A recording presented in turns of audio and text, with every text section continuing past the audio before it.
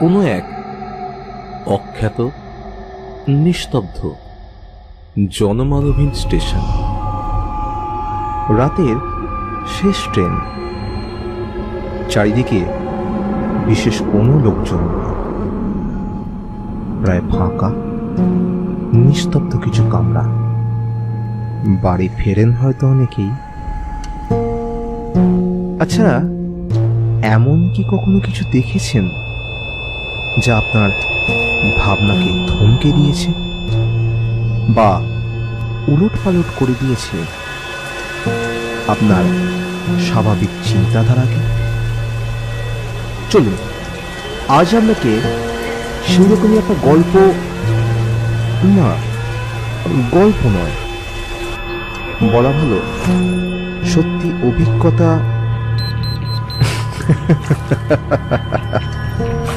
না থাক, আগে শুনুন, তারপর না হয় আপনারাই সিদ্ধান্ত নেবেন এটা গল্প না সত্যি। ছাড়ুন, চলুন শোনা যাক ওই লোকগুলো কি কথা বলছেন।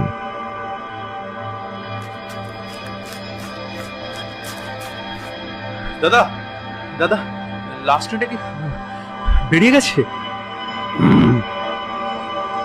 কি বলছেন? লাস্ট ট্রেনটা কি বেরিয়ে গেছে? না, যায়নি, এখন লেট আছে, লেট আছে। যা গেল, ভাবলাম কি জানি ট্রেনটা বেরিয়ে না যায়। আচ্ছা, ঠান্ডা পড়েছে, হাড় হিম হয়ে গেল।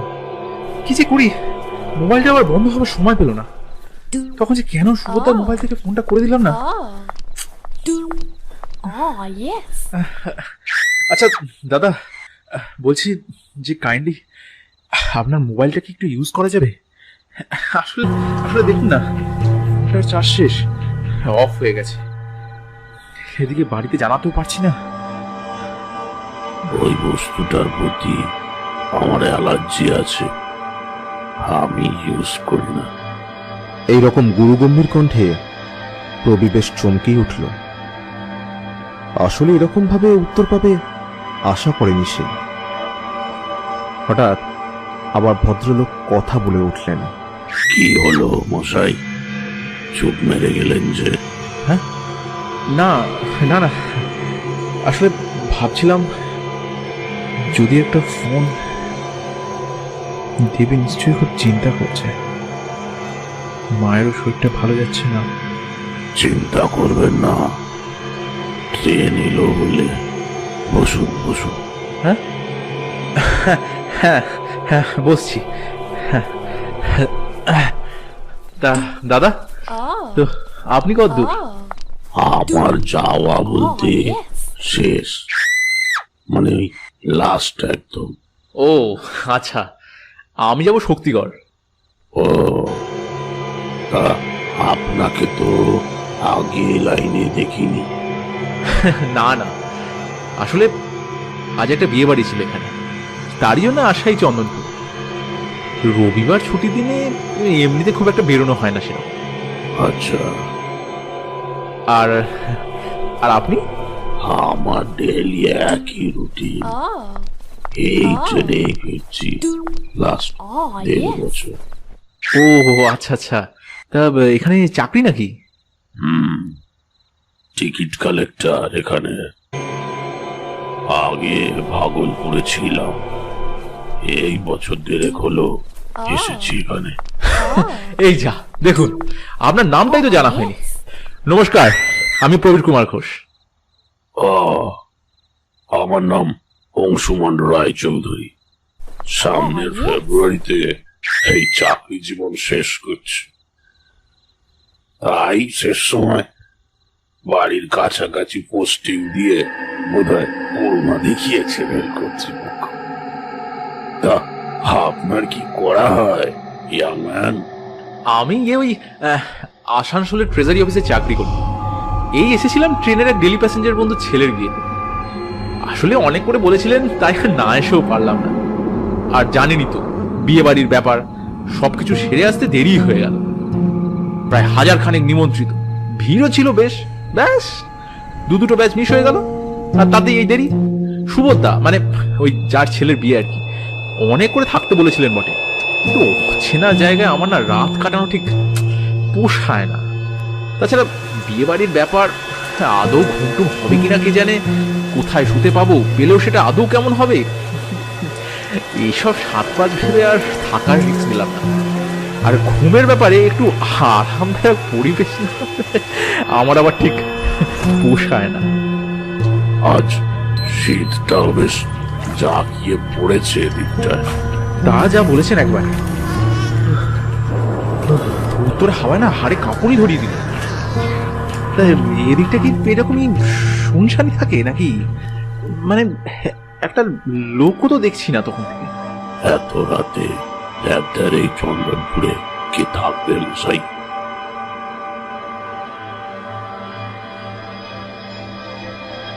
হঠাৎ দূর থেকে হর্ন দিতে দিতে অন্ধকারে কুয়াশা ছিঁড়ে ট্রেনটার আলো দেখা গেল। উফ, যাক বাবা, শেষ অব্দি আসছে ট্রেনটা।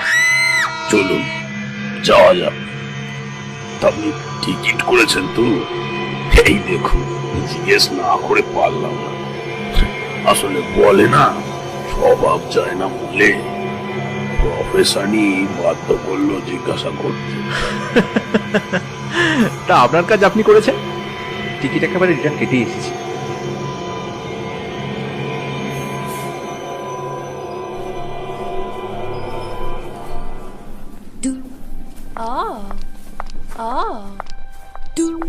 ট্রেনে উঠে প্রবীর দেখল ট্রেন প্রায় ফাঁকা।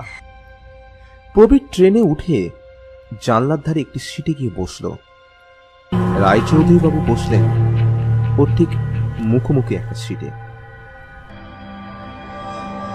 মাফলারের বাঁধন আলগা করতে ভদ্রলোকের মুখটা স্পষ্ট দেখতে পেল প্রবীর। সাধারণ চেহারা হলেও একটা আলাদা ব্যাপার আছে ভদ্রলোকের মুখে। মুখে কয়েকদিনের না কাটা কাঁচা পাকা দাড়ি তার বয়সটা অনেকটাই বাড়িয়ে দিয়েছে। কোটরে বসা দুটো ঘোলাটে চোখ আর মুখে অজস্র দাগ তাকে আলাদা করেছে শরীরে। কণ্ঠস্বর যেন ঠিক খাপ খায় না লোকটির চেহারার সাথে। বোধহয় দীর্ঘদিনের অভিজ্ঞতা তার শরীর জুড়ে ছাপ এঁকে দিয়ে গেছে। ট্রেনটা ছাড়ল।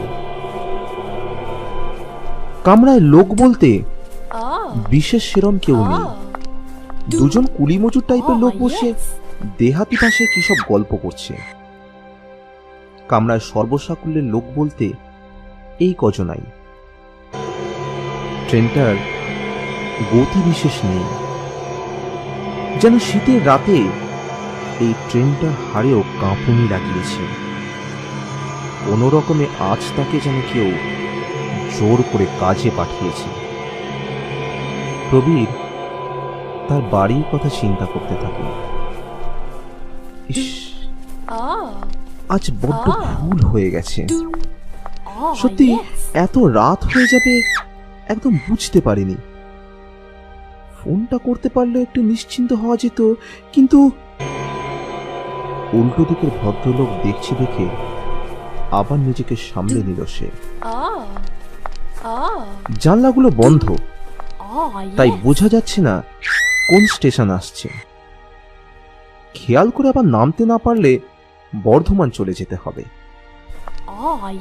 ভদ্রলোক আনমনে তার কালো ওভারকোটটা খুলে পাশে রাখলেন। একটা নোংরা ফিনফিনে জামা ভিতর থেকে বেরিয়ে এলো। ভদ্রলোকের চেহারা অনেকটা শুকনো কাঠের মতো, গায়ের রং বেশ কালোই বলা চলে। এতক্ষণে লোকটার কণ্ঠ শুনে বোঝার উপায় নেই যে লোকটা এত রুগ্ন। চোখটা আধবোঝা করে গাটা হালকা ডান দিকে হেলিয়ে গুনগুন করে গান ধরলেন ভদ্রলোক।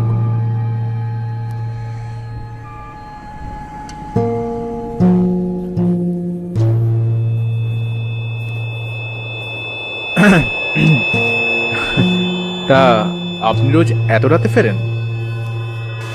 ভয় করে না? ভয়? কিসের ভয়? এই লাইনে তো 1.5 বছর যাতায়াত করছি। ভয়ের তো কিছু দেখিনি। আর ভয় পাবই বা কিসের? ভূতের ভয় নাকি? মানুষের থেকে ক্ষতিকর কিছু আছে বলে তো মনে হয় না। আর ঠিকই বলেছে। আসলে আমি ভূতের কথা বলিনি। ট্রেনে ওঠার পর থেকে দেখছি কোনো সিকিউরিটি নেই, তাই মানে যদি রাতে ওই মানে খারাপ লোক, গুন্ডা বদমাস যদি ওঠে আর কি। সিকিউরিটি? হাসালেন মশাই, সাধারণ মানুষের এদেশে আবার সিকিউরিটি কি? ভালো বলেছেন। না মশাই, সেই রকম অভিজ্ঞতা কিছু হয়নি আপাতত। তবে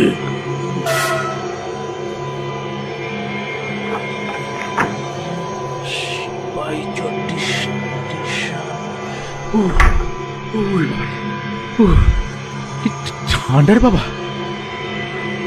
শান্তি। এই ঠান্ডা সব জমে যাবে মনে হচ্ছে। বাপরে বাপ। আপনার আপনার ঠান্ডা লাগছে না? না, সেরকম আর লাগছে কই। খুব অভ্যাস হয়ে গেছে রোজের কারবার। আর আমরা হলাম গিয়ে রাতের যাত্রী। ও সব কাজ হওয়া। ও আচ্ছা আচ্ছা আচ্ছা, সেই বলুন। তা তা কি যেন বলছিলেন তখন? কি যেন, ও মনে পড়েছে। এইখানে পোস্টিং হওয়ার পর আমার এক কলিগ একটা গল্প শুনিয়েছিলেন বটে। তবে সেটা ঠিক ভূতের নয়। কি গল্প শুনবেন? তা শুনলে মন্দ হয় না। বেশ, গল্পে গল্পে সময়টা কেটে যাবে। গল্প? গল্প না অভিজ্ঞতা, বিষয়টা আমার কাছে সম্পূর্ণ অজানা।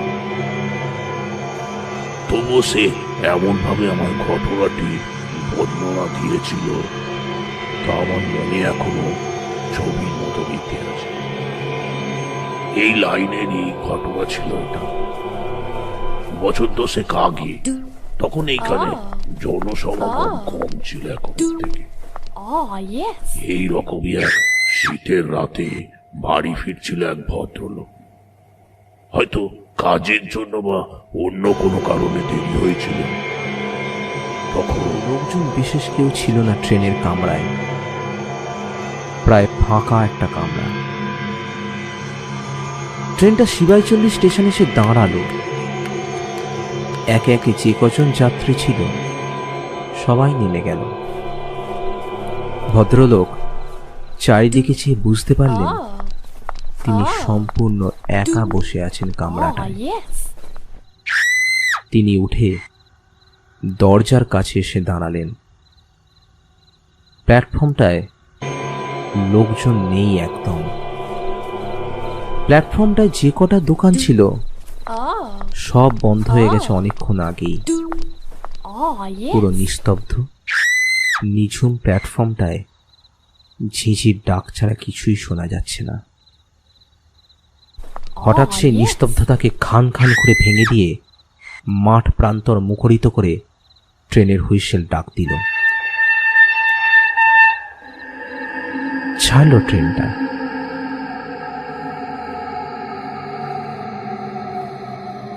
ঠান্ডা হাওয়ার থেকে বাঁচতে ভদ্রলোক যেই সিটে বসার জন্য মুখ ফিরিয়েছেন, হঠাৎ দমকা হাওয়ার মতো একটা লোক এসে উঠল কামরায়।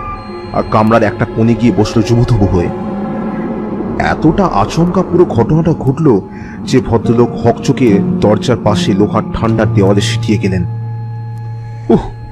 এমন ভাবে তাড়াহুড়ো করে উঠল যে আরেকটু হলে পড়ে যেতেন দুজনেই। যাক, যা কিছুটা ধাতস্থ হবার পর মনে মনে একটু স্বস্তিই পেলেন ভদ্রলোক। এইরকম শীতের রাতে একা একা যেতে হবে ভেবে একটু চিন্তাগ্রস্ত হয়ে পড়েছিলেন। যাক, তবু একজনকে তো পাওয়া গেল। অন্তত এখন আর চিন্তার কিছু নেই। উনি আর একা নন। জানলার দিকে সরে গেলেন ভদ্রলোক।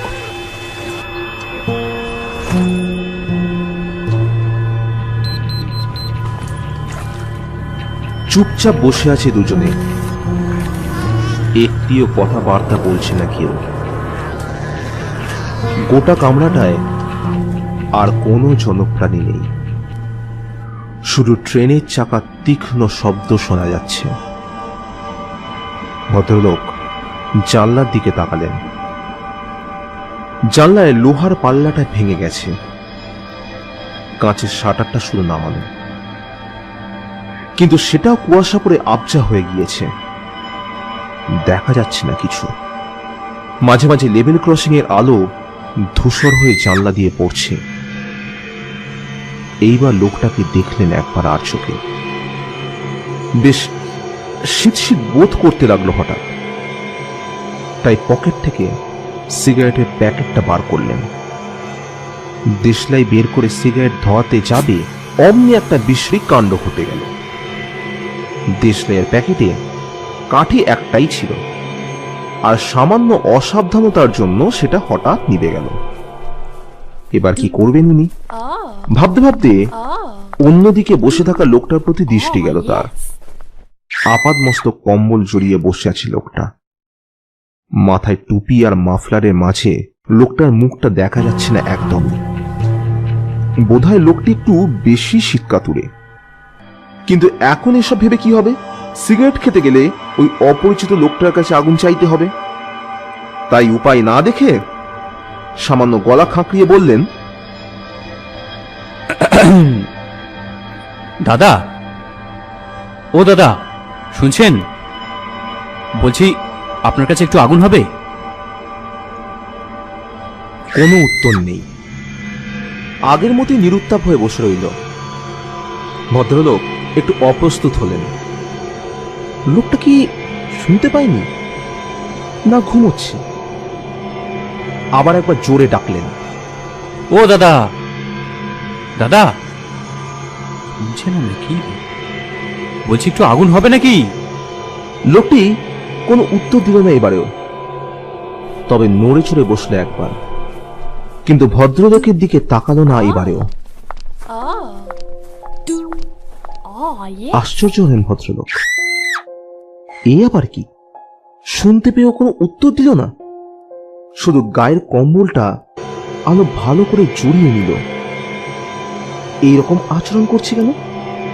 যেন খুব অস্বস্তি বোধ করছে কোনো কারণে। ভদ্রলোক বোধহয় অনেকক্ষণ লোকটা এইরকম অস্বাভাবিক আচরণ লক্ষ্য করছিলেন। হঠাৎ চটকা ভাঙল চাকার একটা বিকট আওয়াজে। স্বাভাবিকতেই সবার প্রথমে চিন্তা করলেন, কোন স্টেশন পেরোলো গাড়িটা? এই শক্তিগড় পেরিয়ে গেল না তো? সর্বনাশ, তাহলে তো স্টেশনেই রাত কাটাতে হবে, উপরন্তু পরের দিন গিন্নির ঝাড় শুনতে হবে। এই ভেবেই চিন্তাগ্রস্ত হয়ে পড়লেন। থাকতে না পেরে লোকটাকে জিজ্ঞাসা করলেন, দাদা, শুনছেন? বলছি কোন স্টেশন গেলে একটু বলতে পারবেন? ও দাদা, আরে শুনতে পাচ্ছেন না নাকি? কোনো উত্তর নেই। শুধু একবার মুখটা ফেরালো ভদ্রলোকের দিকে। না, মুখটা ওনার দিকে ফেরালেও সেটা দেখার কোনো উপায় ছিল না। শুধু একজোড়া চোখই নজরে পড়ল, আর কিচ্ছু নয়। কামরার অল্প আলোতে যা দেখা গেল তাতে বেশ অবাকই হলেন ভদ্রলোক। চোখ দুটো লাল টকটক করছে। ওনাকে ভালো করে দেখলো একবার, তারপর আবার মুখটা জানলার দিকে ফিরিয়ে নিল। তাও একটা কথাও বলল না। ভদ্রলোক আবার ডাকলেন, ও দাদা, শুনছেন? আরে বলছি আগের কোন স্টেশন গেলে একটু বলতে পারবেন? কোনো উত্তর না পেয়ে ভদ্রলোক কি করবেন চিন্তা করছেন, এমন সময় ট্রেনের গতিটা কিছুটা কমলো। জানলার দিকে মুখ ফিরিয়ে দেখলেন একটা স্টেশন। প্ল্যাটফর্ম সেটের আলো দেখা গেল আবজা হয়ে। উৎকণ্ঠা নিয়ে তড়িঘড়ি জানলাটা অল্প একটু ফাঁক করে দেখলেন ভদ্রলোক। যাক বাবা, নিশ্চিন্ত। এখনো 3টে স্টেশন, জৌগ্রাম সবে। স্বস্তির একটা দীর্ঘশ্বাস অজান্তেই মুখ দিয়ে বেরিয়ে এলো। এরপর আবার ওনার নজরে পড়ল লোকটার দিকে। ওর আচরণে কিছুটা পরিবর্তন হয়েছে। ভদ্রলোক ওর দিকে এক দৃষ্টিতে দেখছেন দেখে লোকটা একটু নড়ে চড়ে উঠে এক হ্যাঁচকা টানে কাঁচের শার্সিটা খুলে দিল। বাধা না পেয়ে ঠান্ডা হিমেল হাওয়া হুড়মুড় করে কামরায় ঢুকে পড়ল। এই হাওয়ায় ভদ্রলোকের হাড় পর্যন্ত কাঁপিয়ে দেওয়ার জোগাড় হলো। কিন্তু উনি লোকটার আচরণে এমনই হতভম্ব যে মুখ দিয়ে কোনো কথাই সরল না। উনি অনুভব করলেন হয়তো সত্যি লোকটা কোনো অসুবিধায় পড়েছে, তাই এত অস্বস্তি বোধ করছে। ওনার ধারণা আরো বদ্ধমূল হলো যখন দেখলেন পরক্ষণেই লোকটি জানলাটা সশব্দে দিয়ে দিল। আচমকাই চঞ্চলতা কারণটা ঠিক বুঝতে পারলেন না। এখন গোটা কামরাটায় আর কোনো যাত্রী নেই। সরি বলতে ওনারা শুধু দুটো মানুষই। মানবিকতার জন্যই উনি ভাবলেন লোকটার শরীরটা বোধহয় খুব অসুস্থ, তাই এমন করছে। যদি কোনো সাহায্য করতে পারেন তাহলে হয়তো ভালো হবে। এই চিন্তা করে আবার ডাকলেন, বলছি আপনার কি কোনো শরীর খারাপ লাগছে নাকি? মানে কোনো কষ্ট হচ্ছে আপনার? আমাকে বলতে পারেন, মানে আমি কি আপনার কোনো সাহায্য করতে পারি? ভদ্রলোক হঠাৎ চুপ করে গেলেন লোকটার লাল চোখ দেখে। রাগ আর ঘৃণা যেন ঠিকরে বেরোচ্ছে ওর দু চোখ দিয়ে। লোকটা কম্বলটা আরেকটু জড়িয়ে নিয়ে অন্যদিকে তাকাতে যাবে, এমন সময় ভদ্রলোক যা দেখলেন তাতে বেশ অবাক হয়ে তাকিয়ে রইলেন ওর দিকে। আপাদমস্তক কম্বল জড়িয়ে থাকার জন্য কিছু বোঝা যাচ্ছিল না এতক্ষণ, কিন্তু কম্বলটা টানাটানির জন্য হাতের একটা অংশ কম্বলের বাইরে হঠাৎ বেরিয়ে পড়ল। সেই হাতটাই চোখ টানল ভদ্রলোকে। অনেকগুলো আংটি রয়েছে হাতটায়। দূর থেকে দেখে মনে হলো অনেকগুলি সোনার। ট্রেনের মধ্যে থাকা আলোয় ওগুলো বেশ চকচক করছে। আংটিগুলোয় অনেকগুলো পাথর বসানো আছে, আর তার প্রত্যেকটাই বেশ দামি পাথর দেখে বোঝা যাচ্ছে। মনে হচ্ছে লোকটি জ্যোতিষে একটু বেশিই বিশ্বাস করে। কিন্তু এমন করে কম্বল জড়িয়ে আছে কেন? এইভাবে ভদ্রলোক ওর হাতটার দিকে দেখছিল বুঝতে পেরে লোকটা একটু নড়ে চড়ে বসল। কম্বলটা আরো কিছুটা জড়িয়ে নিয়ে হাতটা কম্বলের ভেতর ঢুকিয়ে নিল। আর চোখে দেখল একবার, আরো একটু জানলার দিকে সরে গেল। এমন সব কাজে বেশ আশ্চর্য ও অবাক হলেন ভদ্রলোক। আস্তে আস্তে ওনার মনে সন্দেহ দানা বাঁধতে লাগলো।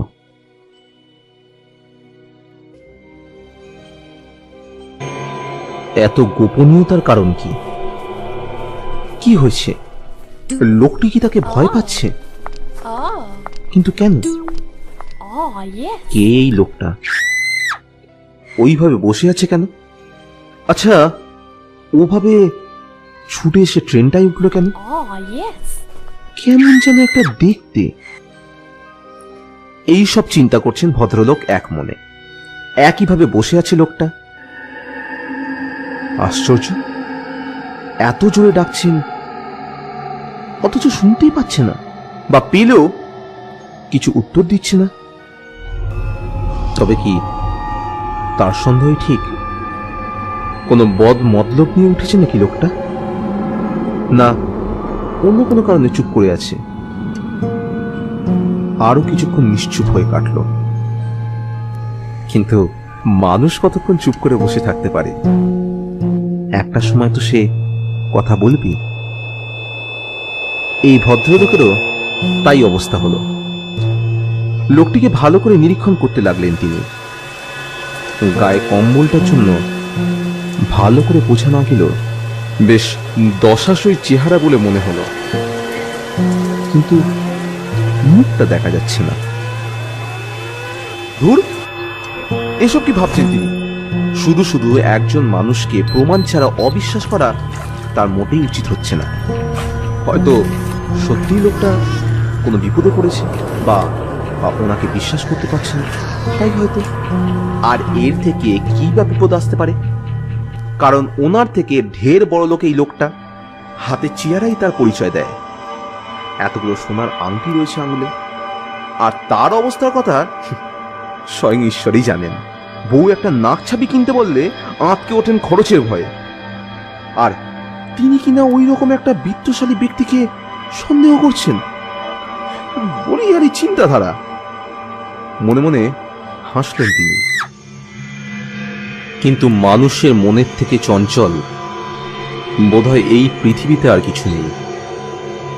তাই সে যে মানুষকে সহজে এক মুহূর্তে বিশ্বাস করতে পারে, সেই পরের মুহূর্তে কিছু কারণবশত অবিশ্বাসের চাদরে তাকে মুড়ে দিতে পারে অনায়াসে।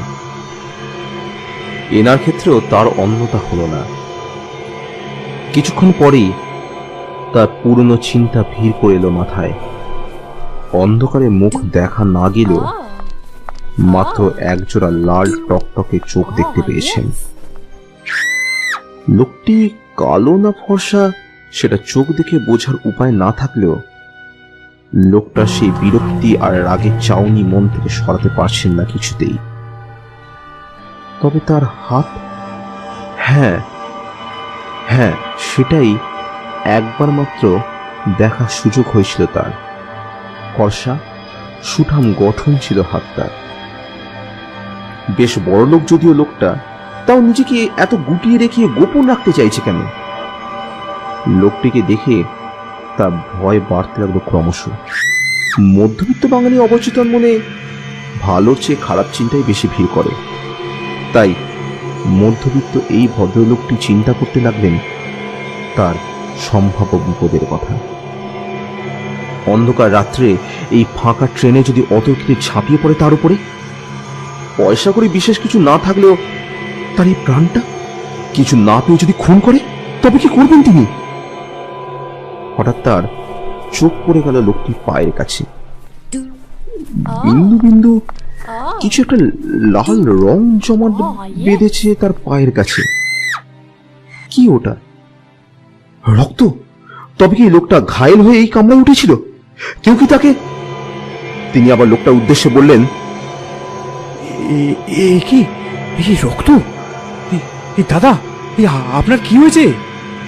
কোথাও লেগেছে আপনার? হ্যাঁ, আমাকে বলতে পারেন। আরে আমি যদি কিছু সাহায্য করতে পারি। কি হয়েছে আপনার? কিন্তু মুখের কথা মুখেই রয়ে গেল। লোকটা বেঞ্চ ছেড়ে যেই উঠতে যাবে, অমনি ট্রেনের ঝাঁকুনির টাল সামলাতে না পেরে পায়ের সামনে পড়ে থাকা রক্তে পাটা পিছলে গেল। আর মুখের মাফলারে বাঁধনটা খুলে গিয়ে মুখটাকে দেখা গেল। মুখটাকে দেখতে বিভৎস, অজস্র কাটার দাগ রয়েছে মুখে। আবঝালো দেখতে পেয়েছেন লোকটাকে দেখতে কালো আর মুস্কো। প্রায় একই সময়ে ভদ্রলোককে বিস্ময়ে হতবাক করে তার পায়ের সামনে লোকটার কম্বলের মধ্যে থেকে গাছ থেকে খসে যাওয়া শুকনো ডালের মতো কামরার মেঝেতে পড়ে গেল ফর্সা রঙের অনেক দামি আংটি পরা পুরুষের একটা কাটা হাত। ভদ্রলোক কাটা হাতটা দেখে আর্তনাদ করে উঠলেন। এটা কি দেখছেন তিনি? হাতটা থেকে তখন রক্ত পড়ছে চুইয়ে চুইয়ে। এটা কি? এটা? এ তো কাটা হাত একটা। এমন সময় মারাত্মক একটা ঘটনা ঘটল, যাতে ভদ্রলোকের বুকের ভিতর হৃৎপিণ্ডটা কেঁপে উঠল ভয়ে। এক মুহূর্তে প্রায় সব আলোগুলো নিভে গিয়ে নিকষ অন্ধকারে ডুবে গেল কামরাটা। ভদ্রলোক কাটা হাতটার দিকে চোখ স্থির রেখে চুপ করে বেঞ্চের উপর জড়সড় হয়ে বসে রইলেন। অন্ধকারে লোকটা ভদ্রলোকটিকে আপাদমস্তক দেখলো একবার। ভদ্রলোকটি হাতের দিক থেকে নজর সরাতেই পারছেন না, ভয়ে কাঠ হয়ে গেছেন তিনি। ছুটন্ত ট্রেনের কামরার জানলার কাঁচের মধ্যে থেকে চুকিতে আসা ছোট ছোট আলোগুলো মাঝে মাঝে কামরাটার মধ্যে এসে পড়ছে। আর সেই আলোতেই কাটা হাতটায় পড়ে থাকা আংটিগুলো থেকে চকচকে আলো প্রতিফলিত হয়ে মধ্যে মধ্যে কামরাটাকে আলোকিত করছে। এমন রাজ্যে তার জীবনে আসবে কল্পনাও করতে পারেননি তিনি। এই রাতে অন্ধকারে কুয়াশার বুক চিরে ছুটে চলেছে ট্রেনটা। চলন্ত ট্রেন আর সিলিং থেকে ছোলা হাতলের শব্দ ছাড়া গোটা কামরাটা সম্পূর্ণ নিস্তব্ধ। কুয়াশায় ধূসর হয়ে যাওয়া কাঁচগুলোর মধ্যে দিয়ে সিগন্যাল পোস্টের ছোট ছোট লাল আলোগুলো যেন কোন নিশাচর প্রাণীর জ্বলন্ত চোখ বলে মনে হচ্ছে, যারা এই ট্রেনটার গতিপথে সমানে নজর রেখে দিয়েছে। সময় যেন কাটতেই চাইছে না। এমন সময় আবার ট্রেনের লাইটগুলো জ্বলে উঠল। সাথে সাথে ভদ্রলোক উঠে দরজার দিকে দৌড়তে যাবেন। লোকটি একটি রক্তমাখা অস্ত্র বার করে অবলীলায় মেঝে থেকে পড়ে থাকা কাটা হাতটা তুলে নিয়ে ওনার দিকে তাকিয়ে ধমকে উঠল, যাই আছে ভাগ বেঞ্চো। চমকে উঠলেন তিনি। লোকটির দুটো চোখ টকটকে লাল, মুখে হিংস্রতা। ভয় ভয়ে কয়েকবার পিছিয়ে গেলেন ভদ্রলোক। লোকটি তার দিকে এক হাতে রক্তমাখা অস্ত্র আর অন্য হাতে কাটা হাতটা নিয়ে এগিয়ে আসছে ক্রমশ। তখন হাতটা থেকে টপ টপ করে রক্ত ঝরে পড়ছে। चुप रहा भौंसे गया, कहीं पर भी जुबान खुली ना जान ले लेम तुहार। का दिखाता रही उन नजर से? हाँ चल चल साइड हो, साइड हो उधर, साइड हो।